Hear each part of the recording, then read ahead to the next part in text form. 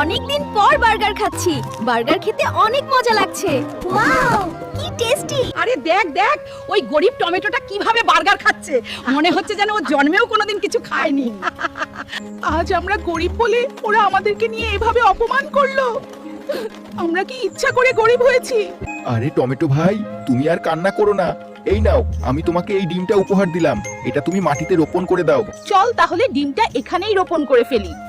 এই তো, ভালো করে মাটি দিয়ে দিলাম। এবার দেখা যাক কি হয়।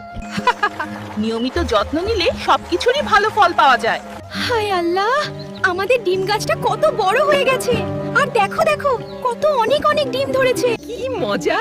দেখছো বন্ধু, কত কত ডিম। আজ আমরা অনেক অনেক খুশি। চলো কবুতর বন্ধু, আমরা এই ডিমগুলো বাজারে বিক্রি করে অনেক টাকা নিয়ে আসি। ইয়ে! ডিম বিক্রি করে অনেক টাকা পেয়েছি। এখন